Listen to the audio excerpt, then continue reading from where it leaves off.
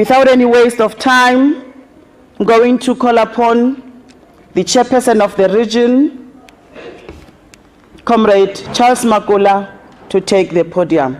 May we give him a round of applause as he comes through. Thank you very much. Thank you very much, Comrade Program Director, for once again offering me the opportunity to say a few words. Members of the Provincial Executive Committee here, colleagues in the Regional Executive Committee, there's already been an announcement of your names. I'll talk about you later. MECs, our Revolutionary Alliance in the South African Communist Party, COSATU, SANCO Youth League, Women's League, our traditional leaders, business leaders, comrades, friends. It is with great pleasure that I welcome all of you, leaders from fraternal structures, from business and beyond, who have traveled in your numbers to Emalahleni to participate in the 4th Gala dinner of the African National Congress of the region, which is graced by Comrade Matthew Posa, to celebrate the 95th anniversary of the ANC, which happened here, and also moving towards the centenary of the African National Congress. The ANC welcomes you with a joyful heart and sincere hospitality. The REC members resolved to do everything possible to make your stay enjoyable, productive, and memorable. The message delivered by the ANC on behalf of the National Executive Committee was that this year is declared as the year to intensify the struggle against poverty as we advance in unity towards 2012. In line with the long-standing view that the ANC gives strategic direction to its deployees whenever they are, this has meant that all departments, parastatals, local government structures will design their programs in a way that will address poverty in an accelerated manner. In this regard, it was also understood that even the private sector, financial institutions, and all sectors of our society will design their programs of social responsibility to address poverty, unemployment, and underdevelopment. I think all of you will be aware that this is not for the first time that the ANC had emphasized to all of us the need to unite in tackling the challenges of poverty and underdevelopment. In his January 8 statement of 2000, the 88th anniversary of the ANC, which was declared as the year of the dawn of the African century. This is what the ANC said in that statement. It said, as we mark the year 2000, our own determination and clarion call must be the challenge facing the 21st century in the solution of the problem of color line. Your organization, the African National Congress, whose 88th anniversary we celebrate today, is one of the premier movements for national liberation of our continent. Throughout the years of its existence, it has held high the banner in our country for the resolution of the problems of the color line. For decades, it has held in its hands the hopes of millions of Africans inside and outside of our country for genuine emancipation. And the question that faces this movement now, as we prepare to define the 21st century as an African century, is what should we do to contribute to the realization of this goal? But why is it that we say that the complete emancipation of the peoples of Africa has not yet been achieved? The people of Africa, including our own, continue to be immersed in poverty. Millions of Africans continue to lose their lives as a result of preventable diseases, including AIDS, Millions of families cannot feed themselves because they have no jobs, no land they can till, and what they produce and sell cannot guarantee them a decent standard of living. Millions have no possibility to live in conditions of freedom because we continue to allow tyrannical regimes to impose themselves on us, especially those that carry guns. We have permitted some amongst us, as during our struggles for liberation, to become part of the problem of continuing the suffering of the masses of our people, rather than being part of the solution. This further complicated our possibility to advance. Millions cannot live in conditions of safety and security because we give the opportunity to some to impose wars on us, deny us the possibility to solve our problems by peaceful means, and thrive as criminals who murder, rob, and rape. We have allowed big-time robbers to enrich themselves by corrupt means and at the expense of the millions of the people who were already poor. We have given space to those who do not care for the fundamental aspirations of the people to divide the people and divert them from their real and common interests by driving them to racism, narrow nationalism, tribalism, ethnicity, regionalism, and religious fanaticism. It is on this basis that we once again call on all of us to unite in the struggle against all of the things that we have stated above, including poverty. Now, the Minister of Finance, when tabling his budget speech, which you may already be aware of, in 2006, he says, in tabling the 2006 budget proposal for the further consideration of this House, we also place before the nation an account of the mountains we have climbed and the frontiers before us. Our budget proposal are closely bound up with this journey, with our conception of democracy, with the progressive realization of the social and economic freedom to which we aspire, with our understanding of service delivery obligations of government alongside the development impetus of active citizens, our faith in these joys and these challenges. We are able to report that the economy expanded by about 5% last year, and we anticipate continued growth of about 5% a year over the period ahead. Business confidence is strong. Investment and employment creation have gained momentum. Inflation and interest rates remain more moderate. The revenue outcome for the 2005-2006 will be about 41 billion more than we expected this last year, creating room for both expenditure growth and tax relief in this year's budget. This is the year of plenty, when all South Africans will reap the fruits of economic growth. And the minister makes this point that Gala ukotse. It was an indication of the message that the minister was conveying to all of us, that we are tackling the ills of poverty. As he concludes, he says, the budgetary choices we make give life and meaning to the age of hope of which President Mbeki so rightly spoke of in the State of Nation address. The budget tabled here today gives practical effect to our program of social cohesion, and particular to prioritizing the needs of the poor, for that is what it means for the rich and the poor to share the privilege of a common nationhood.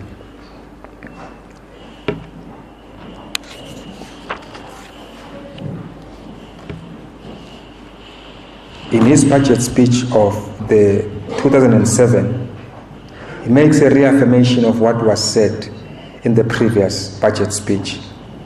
Just a glance of it, he says, yet the idea that human life has equal worth demands more of us.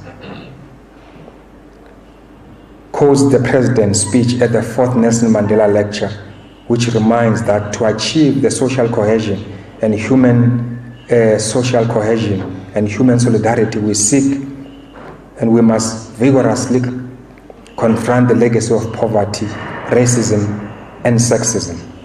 In this regard, this region will be working with you to mobilize all the classes and the strata that will be benefiting from this course of social transformation. We call on all of us to ensure that, and even those that may have agreed with the previous regime, consciously or unconsciously, to march with us for a better life for all the people of our region. Over the past few years or so, our district undertook a land audit which culminated in some of our municipalities conducting their land audits, which helped them to identify land that will be used for residential purposes, for light industry, for heavy industry, etc. And in this regard, the various municipalities did place a moratorium on the issue of land. Now that the moratorium or the land audit have been completed, those moratoriums will soon be lifted, and I'm sure that those amongst you who are interested in property development will find space to engage with the municipalities on the basis of what they would have already identified as the challenges that they would want to tackle with regard to issues relating to land. But as we say this, we must be able to recognize the fact that there are very few of our black brothers who actually own land. Therefore, land challenges is one of the key areas of work which we must be able to tackle together. And I call on all municipalities to cooperate with all of you when we deal with these important issues of land restitution and land ownership.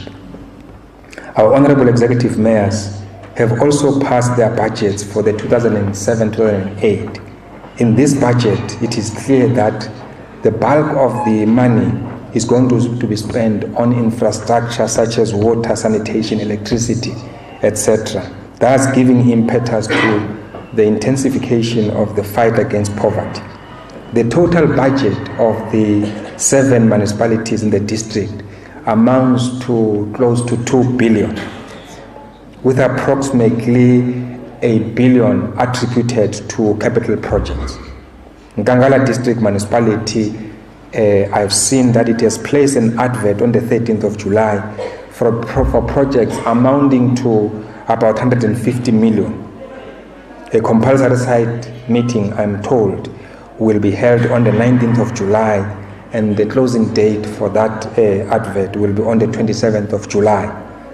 Other municipalities have also the summit agreements signed between the district municipalities and the provincial government on the development trajectory going forward.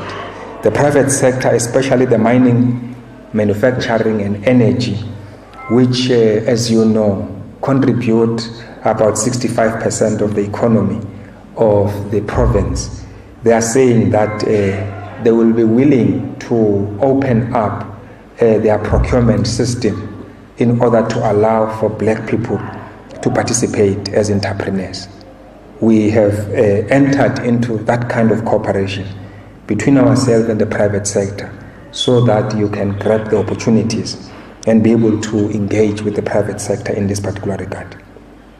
In the previous Gala dinner, you were told about the role that the media plays in the political discourse.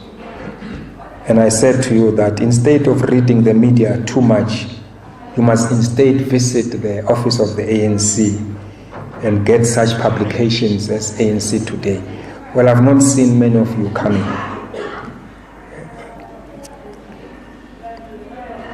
I must make a similar call today, that I think it will be important that as you engage, you've got to, in part, visit the ANC office, because most of the things that are said by the media are substantially incorrect. The policy conference of the ANC, which took place under very peaceful, robust debates was declared by members of the ANC as a resounding success. But the media, in characterizing it, it was projecting it as a conference which was very divided, a conference where there were many fights. So I was there, so I would imagine that all what they said in the media is actually not true. The last time we spoke about Achille Bembe, who is a research professor in the history and politics at the University of Witwatersrand, who said in the article that was released on the 4th of June 2006, you will remember what he said. Just repeat it for emphasis. He said the current political arrangement is no longer serving this goal. The so-called tripartite alliance has outrun its usefulness. It is now becoming a major factor for instability for the country. It would be in the South African national interest for it to disband. Factions of the Communist Party, the trade unions and the ANC Youth League should form their own political party and contest elections in their own name. What should emerge is a new political mainstream committed to a liberal constitution, to an explicit social democratic agenda, and the Afro-political culture project. Constitutional reforms should be introduced, and the aim should be to give back the people of South Africa as a whole to elect their own president. I think you will recall in that Gala dinner that we said Achille Bembe was wrong. We said Achille Bembe was wrong because the alliance and its leagues are united in the region and in the country because they understood that they advanced a revolution founded on the rock of unity, like the Valcones are founded on the subterranean rock of the earth. And therefore, there is no possibility, as advanced by Achille Bembe, that in fact there would be such a thing as division. This time is not Achille Bembe, it's Aubrey Machide. Aubrey Machide, as you know, is a senior associate political analyst at the Center for Policy Studies. Is it Mashika? Now, in his article, which he wrote on the 13th of July, in that article he says, socialist gathering in the margins of democratic revolution. That is the title of his article. He says, on the question of the alliance, he starts by quoting President Mbeki at the policy conference. He says, all of us may indeed perish, but the alliance will live forever. That is quoting President Mbeki. And he continues to say, the South African Communist Party Congress, however, takes place at a time when the relationship between the ANC and its communist partners sound less melodic than Beethoven Ninth and more are not atonal than the music of Kahed Stockhausen. The question of the lifespan of the alliance should not be controversial because no alliance exists to outlive its raison d'etre. The tripartite alliance will exist until it has achieved its strategic goals or will split prior to the achievement of such a goal when the contradictions between the partners have become untenable. One of the contributions that drive tensions between the South African Communist Party and the ANC results from the conceptual difference over the meaning of the National Democratic Revolution. He has said, in what seemed to be response to the accusation from the South African Communist Party that under Mbeki leadership, the post-apartheid state has adopted a policy orientated that has marginalized the working class and its interests.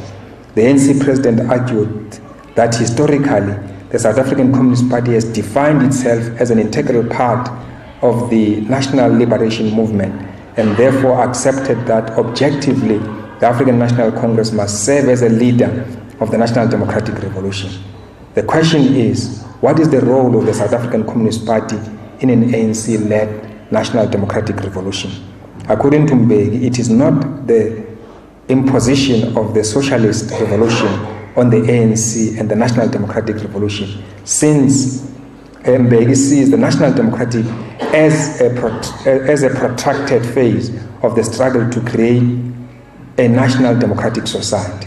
What will the South African Communist Party be doing in the meantime, given in fact that it has the right to pursue a socialist agenda despite being part of the alliance?